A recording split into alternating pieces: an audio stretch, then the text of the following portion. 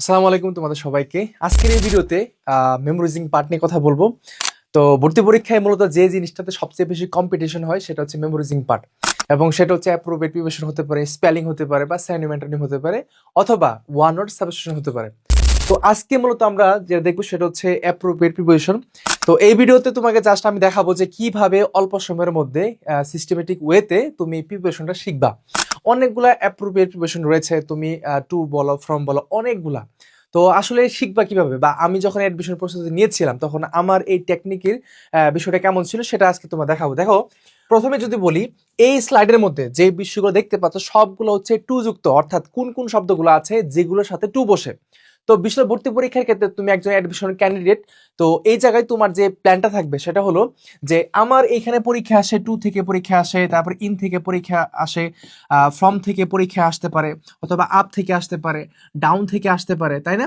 অসংখ্য প্রিপারেশন রয়েছে, ঘুরে ফিরে কিন্তু এইগুলাই আসে। এখন তোমার টেকনিকটা হবে কিরকম, সেটা হচ্ছে যে এই যে টু, টু দিয়ে কোন কোন শব্দগুলা যায়, এবং ইন দিয়ে কোন কোন শব্দগুলা যায়, ফ্রম দিয়ে কোন শব্দগুলা যায়, সেগুলো শেখা রাখা। কোন একটা স্টুডেন্ট যদি শুরু থেকে শেষ পর্যন্ত এই যে মেমোরাইজিং পার্টগুলা যদি এইভাবে স্পেসিফিক ভাবে সে পড়তে পারে, বা সেগুলো যদি আবার রিভিশন দেয় বা প্র্যাকটিস করে, তাহলে আশা করছি এই মেমোরাইজিং পার্ট নিয়ে তার কোনো সমস্যা হওয়ার কথা না। ঠিক আছে? তো দেখো, এই যে আমি যেগুলা সাজিয়ে সেগুলো সবগুলো টু দিয়ে, অর্থাৎ familiar to, introduce to, known to, stance to, blind to, callous to, deaf to, indifference to, insensible to, apathetic to, addicted to, accustomed to, added to, তারপর হচ্ছে কি অ্যাডহিয়ার টু। তার মানে কোন একটা শিক্ষার্থী যখন মেমোরাইজিং পার্টটা পড়তে চায়, এখানে গিয়ে তারা হচ্ছে অনেকটা সমস্যার সম্মুখীন হয়।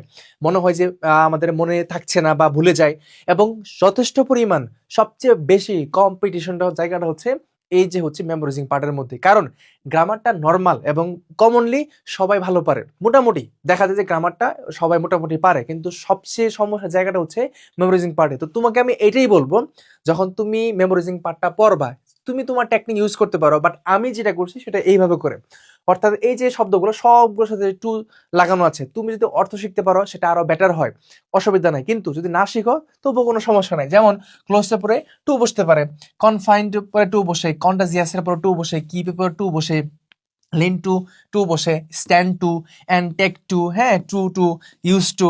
এই যে যতগুলো শব্দ আছে, এই শব্দগুলো ক্লোজ, কনফাইন্ড, কন্টাজিয়াস, কিভ, লিন এর উপরে টু বসতেছে, এবং তাদের প্রত্যেকের অর্থ এখানে দেওয়া আছে। তো কোনো একটা শিক্ষার্থী যখন অ্যাডমিশন প্রস্তুতির সময়ে এইভাবে করে যদি মেনটেন করতে পারে বা প্রত্যেকটা বিষয় এভাবে শিখে, আশা করছি তার এই মেমোরাইজিং পার্টে কোনো সমস্যা হওয়ার কথা না। ঠিক আছে? তো এখানে একটু খেয়াল করো, তোমাদেরকে কয়েকটা কোশ্চেন দিচ্ছি, একটু আনসার করার চেষ্টা করবা।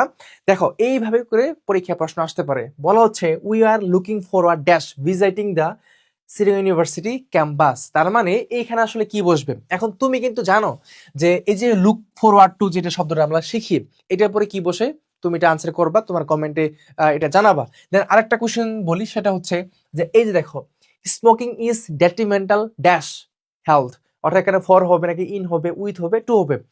অর্থাৎ ভর্তি পরীক্ষায় বলো বা যত কম্পিটিটিভ এক্সাম আছে সবগুলো পরীক্ষায় দেখবা যে অ্যাপ্রোপ্রিয়েট প্রিপারেশন যদি আমি বলি, তাহলে এখানে ধরো প্রিপারেশন হিসেবে ফর বসে, বা ইন বসে, দেন টু বসে, তারপরে হচ্ছে এখানে আমরা ফ্রম নিতে পারি, ঠিক আছে, তারপরে আপ নিতে পারি, আরো অসংখ্য প্রিপারেশন রয়েছে, ঘুরে ফিরে কিন্তু এই শব্দগুলাই বসে। এখন তোমার টেকনিকটা হচ্ছে এরকম যে তুমি যদি এখানে একটু এইভাবে করে বোঝার চেষ্টা করো যে হচ্ছে আমি একটা শব্দ লিখলাম, সেটা হচ্ছে এই ফ্রম দিয়ে কোন কোন শব্দগুলো আসে, এই ফ্রম দিয়ে কোন কোন শব্দগুলো বসে, সেগুলো আমি শিখে ফেলবো, এবং প্রিভিয়াস এর কোশ্চেন যদি তুমি পড়ো দেখবা যে ঘুরে ফিরে ওই শব্দগুলো আসতেছে। তাহলে এইভাবে করে সিস্টেমেটিক ওয়েতে পড়বা, দেখবা যে কোনো প্রবলেম হবে না। এবং দুইটা কোশ্চেন তোমাদেরকে দিচ্ছি, এই দুইটা কোশ্চেনের উত্তর তুমি কমেন্ট সেকশনে জানিয়ে যাবা। এবং যারা হচ্ছে অ্যাডমিশনের জন্য প্রস্তুতি নিচ্ছ সেকেন্ড টাইমার হিসেবে, তোমাদের কাছে এটাই বলা থাকবে, শুরু থেকে মেমোরাইজিং পার্টের প্রতি সবচেয়ে বেশি গুরুত্ব দিয়ে পড়ো, এবং এখানে হচ্ছে সবচেয়ে বেশি কম্পিটিটিভ জায়গাটা হবে। দেখা হবে পরবর্তী কোনো ভিডিওতে।